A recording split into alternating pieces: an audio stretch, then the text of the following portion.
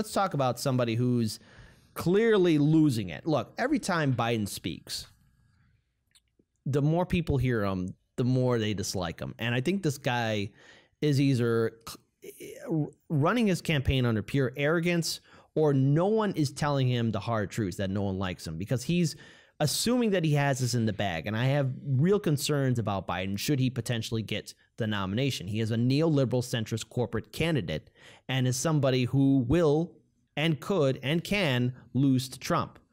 And he's basically telling, just some time ago, we did a story where he told one activist, well, you should vote for Trump. But Daniel, what else is Biden doing? And don't forget, we also saw a video of him saying, hey, if you're fat, if you're old, if you don't like his immigration policy, vote for Trump. And now we have another reason why you should vote for someone else, according to the man himself. I feel like in like a week, he's going to have enough people being told that they shouldn't vote for him, that he's just going to have like his family as his base and like the media. So let's get into it. This is a wonderful story, so uplifting in terms of CO2 and methane into the atmosphere. Let's get into it. All right, if you want a candidate committed to banning fracking in the United States immediately, find another candidate than Joe Biden. That's the advice of Biden himself, given to an activist from the Sunrise Movement in a video posted online Thursday, where the two discussed former Vice President's advisor Heather Zakal, Biden's plans for the future of fracking. Now, just to go a little bit into Zakal, or however you pronounce her name, she's a former fracking person. So there you go. Let's keep going. The two discuss fracking as well. Biden tells the activist, quote, you can't ban fracking right now because, quote, you got to transition away from it. What a stupid, redundant sentence. That makes no You're going to sense ban at all. fracking, and then this is the activist. You're going to ban fracking across all America right now, right? Question mark. Biden asked the Sunrise activist, I would love to. Ho, ho, ho. I added the laugh. The activist replies, I'd love to too. Biden says, I'd love to make sure we don't use any oil or gas, period. Now, is that possible? Yes, replied the Sunrise activist. Well, you ought to vote for someone else, says Biden, releasing the young man and moving on. Oh, I should mention, that goes a little bit in the article, the guy is literally being held by Biden in his very handsy interactive style, let's say. The interaction caught the attention of Brianna Joy Gray, campaign press secretary for Bernie Sanders, who earlier this year added a federal fracking ban to his 2020 campaign platform. Biden says, quote, Biden says, you ought to vote for someone else if you want to ban fracking and transition away from fossil fuels now, tweeted Gray.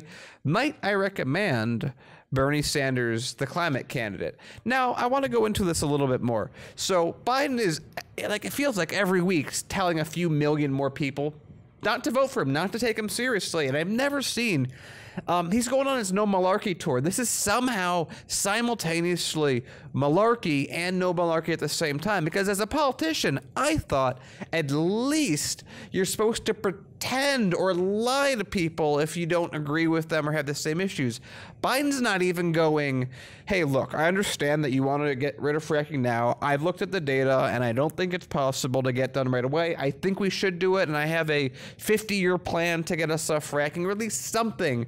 But he's like, yeah, very smarmy about it and saying, vote for someone else. Right. It's as if he thinks he can lose millions of people because, I don't know, or his advisors saying to him that he has unlimited voters voting for him or that they're going to do something. Biden is going to fail, and I didn't think he would give away the House so easily. Okay, so first, these words are going to come back to haunt Biden. Granted, he told a Latino activist, hey, vote for Trump, even though this activist was asking him about real legitimate concerns that happened during Obama's term as president, where Obama, a Democrat, was deporting a lot of illegal immigrants out of the country. Then you have Biden just, again, fat shaming and, trying to make someone feel bad, even though they brought up real legitimate questions about his son, Hunter, and his connections in Ukraine. So, I mean, these are things that are going to be brought up. And now Biden is just telling, again, an activist, an environmentalist, oh, well, you shouldn't vote for me. You should vote for Bernie Sanders. In a worst case scenario where Biden gets a nomination, How the hell is Biden going to rebuild this coalition? By guilting people, by telling them, hey, that's no malarkey. We can't have Trump. You got to vote for me because I'm much better. That's not how things work, and people don't work like that. I'm assuming, and I can't read people's minds, and I don't know what's going on in the background for the Biden campaign.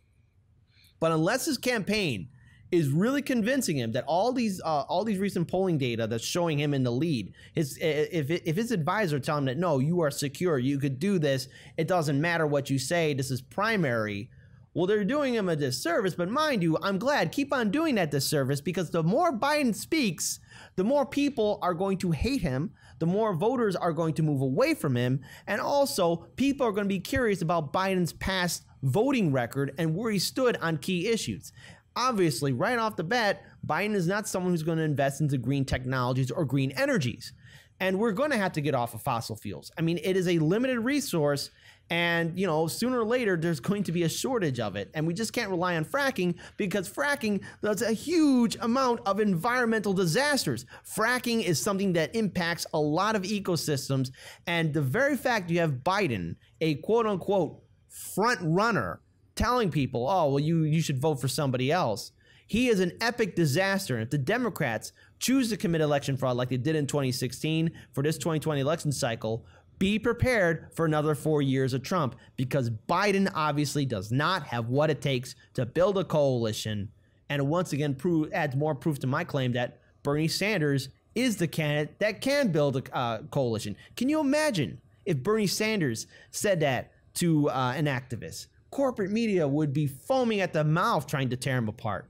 But yet Biden just gets a slap on the wrist.